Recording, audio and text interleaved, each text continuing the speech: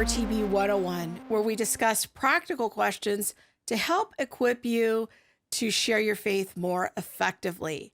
And here to help me talk about a very important topic today when sharing our faith is my colleague, philosopher, and theologian, Kenneth Samples. Welcome, Ken.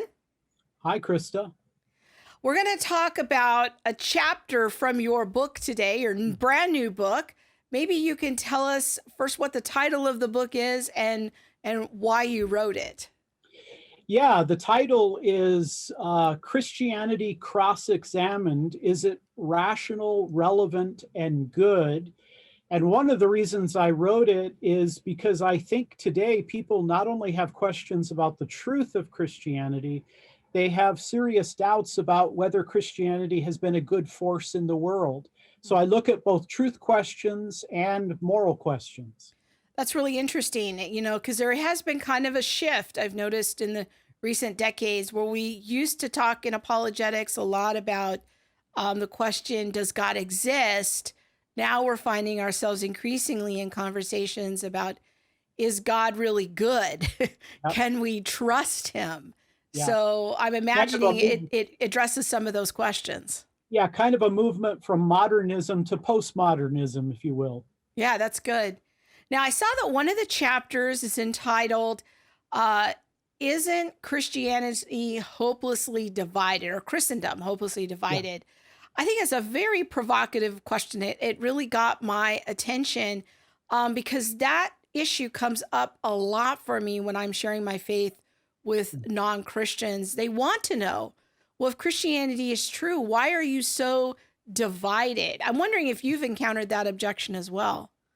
I have. In fact, I spoke with a person I think is a very thoughtful atheist, and he was very interested in my arguments for God.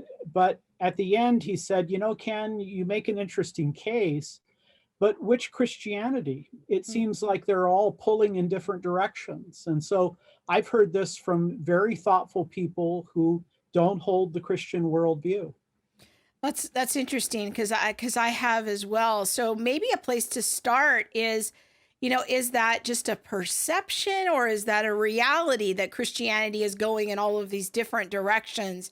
Is there some foundation that unites us? Yeah, I think it's part perception, but I do think that there is some reality to it, to be perfectly honest. Here's a quotation from C.S. Lewis that I like very much and agree with, Krista. He said, when all is said and truly said about the divisions in Christendom, there remains, by God's mercy, an enormous common ground. And that's exactly right. If you look at the different branches of Christendom, Eastern Orthodoxy, Roman Catholicism, Protestantism, all of the conservative theological branches affirm kind of a theological groundwork.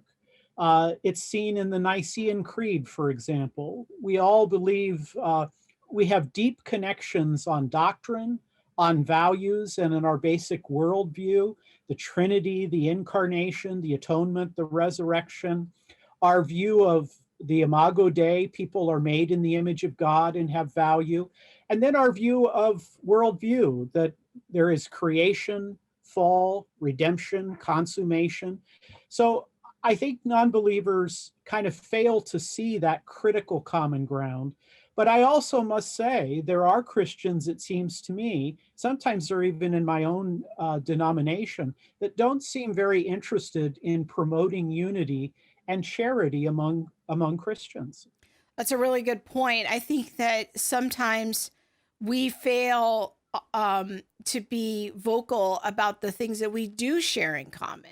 Right. And we fail to be specific about those things. It's not just, well, we all believe in Jesus. It's a little bit more robust than that. And I like your mention of the Nicene Creed as being kind of an anchor point for us in the historic Christian faith.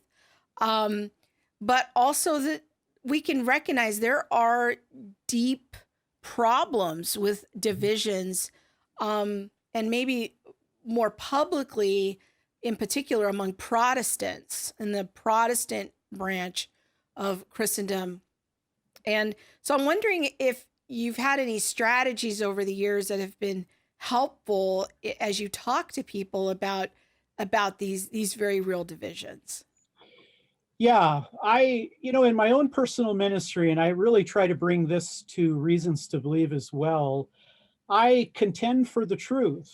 I promote unity, and I try to strive to be as charitable as I can. I see myself as a peacekeeper, as an ecumenical Christian. And I think it's important to do all of those things. I mean, there are real differences. There's differences between what non-Christians believe and what Christians believe. Then on occasion, there are some fairly intractable issues amongst the three branches of Christendom. And then within Protestantism, there are differences. But, I try to bring them back to John 17, where Jesus prays that his church will be one as he and the Father are one. I also talk with them that you can understand all mysteries, but if you're not loving, that you've missed it in life. And so Krista, I intentionally try to address people and say, let's talk truth, let's talk unity, and let's be charitable with one another. That's good. I know in my own personal ministry, a strategy that I found is bringing people back to what have Christians historically believed, particularly in the first 300 years of the church. And that helps to provide some guardrails, and it helps people see. I've had good success with this of like, hey, let's not look at the modern day in America. Like, I'll grant you, like, we're a mess, but let's look back at the historic Christian church, kind of pre-Nicaea in those first 300 years, because there's a lot of things that we can agree on. I found that to be a very helpful strategy, kind of borrowing that from Dr. Tom Oden. I really like his approach. Very much. I love that approach because all of the branches of Christendom track back to that kind of foundational orthodoxy. I say that with a small o rather than Eastern Orthodoxy. But the Eastern Orthodox, Roman Catholic, Protestants track back to those fundamental Christian beliefs, creedal, what I would call historical or classical Christianity. We have the same views of God, the same views of Christ. And so I think that's a very wise way of approaching things. Well, thanks, Ken, for helping us think through this very kind of tricky topic. I want to encourage our viewers, go check out Ken's blog called Reflections, and you can find that at our website at reasons.org.